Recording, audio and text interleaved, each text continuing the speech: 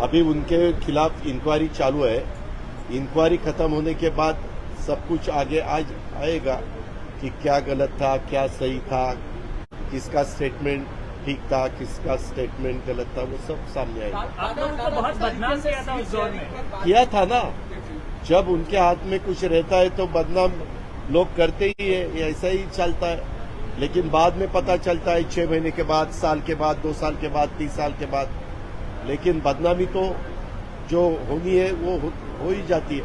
महाराष्ट्र में जो चुनाव को लेकर के महाविकास आघाड़ी के जो सर्वे चल रहा है उसमें अगर सीटों की अदला बदली की नौबत आती है, कोई सीट पर कोई दूसरा क्लेम करता है, तो इस पर भी किस तरीके का विचार होगा? उसके बारे में कल प्राथमिक चर्चा हुई। वो चर्चा होने के बाद दो एनसीपी की तरफ से, कांग्रेस की तरफ से और शिवसेना की तरफ से लोग बैठेंगे। 6 लोग बैठकर उसके बारे में चर्चा करेंगे।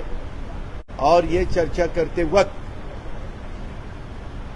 जिसके पास इलेक्टिव मेरिट वाला कैंडिडेट रहेगा तो एक कुछ सीट के लिए थोड़ा बहुत चेंजेस तो हो सकता है, लेकिन समझो एनसीपी की एक सीट शिवसेना को देने का तय हुआ तो शिवसेना की तरफ से एक सीट एनसीपी को देना पड़ेगा। ऐसे ये चर्चे वाली बात है।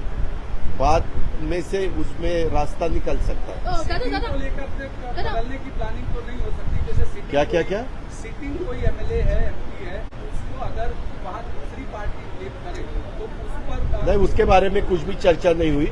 जब ये 6 लोग बैठेंगे वो उसके बारे में चर्चा करेंगे।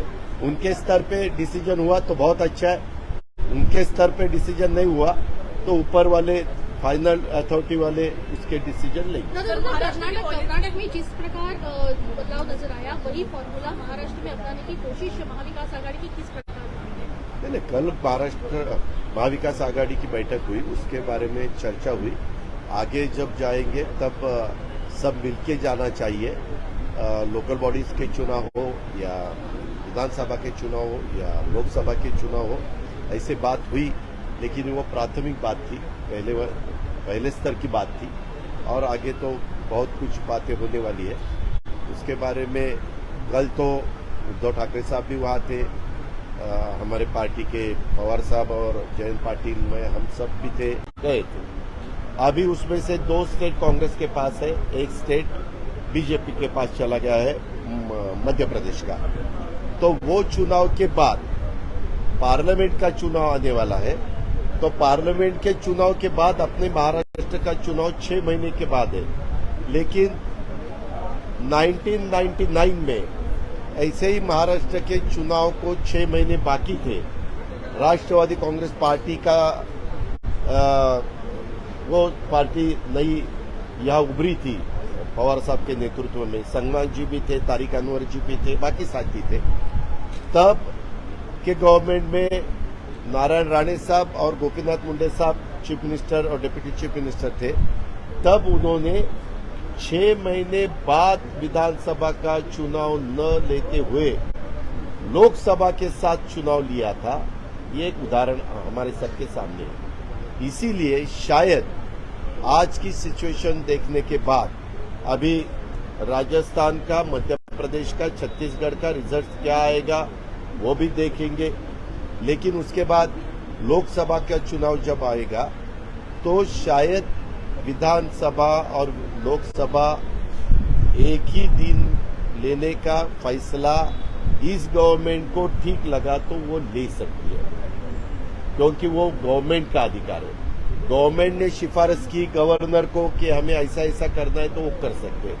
उनको वैसा नहीं करना है तो 6 महीने के बाद चुनाव आ सकता है। महाराष्ट्र में हिंसा देखने को मिल रही है, बहुत सारे ऐसे जिले हैं, चाहे वो अहमदनगर हो या अकोला हो, हिंसा देखने को मिल रही है। आपको क्या लगता है? उसके बारे में एक क्लिप वायरल हुई, साइबर क्राइम वालों ने इसके बारे में पूछताछ करनी चाहिए, इंक्वायरी करनी चाहिए।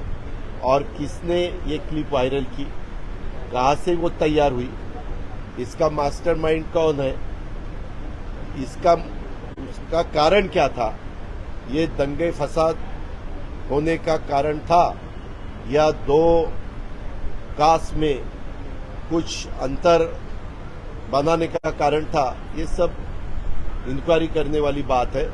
और ये तुरंत गवर्नमेंट ऑफ महाराष्ट्र ने और उनके होम मिनिस्ट्री ने, उनके पुलिस विभाग ने करनी चाहिए।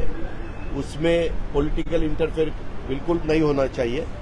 और क्या सही है, क्या गलत है, गलत किया तो किसने किया, उसका कारण क्या है और क्या सामने रख, बाकी के बाकी है। नासिक, कोल्हापुर, पूना, ऐसे कुछ जगह की बाकी है।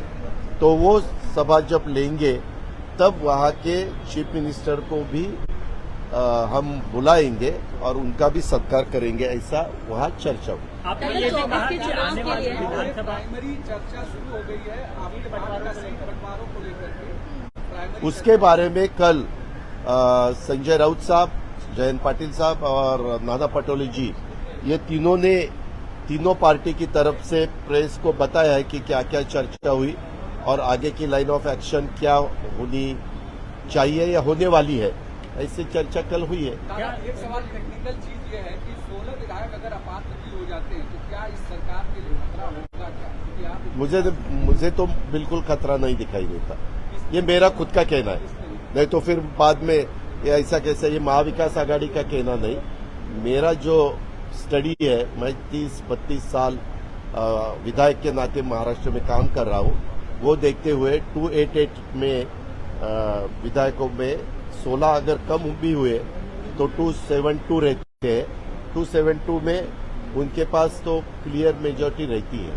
एक सवाल है, आपने मराठी में ये भी कहा कि संभावित है कि आने वाले दिनों में विधानसभा और लोकसभा चुनाव जो है वो एक साथ होंगे, तो इसको लेकर के कोई स्ट्रैटेजी बनाई गई है क्या महाविकास आघाड़ी में? नहीं, उसके बारे में अभी बात चालू है। क्या है, पार्लियामेंट के चुनाव के पहले राजस्थान का चुनाव है, मध्य प्रदेश का चुनाव है और मेरे ख्याल से छत्तीसगढ़ का चुनाव है। 3 स्टेट का चुनाव है।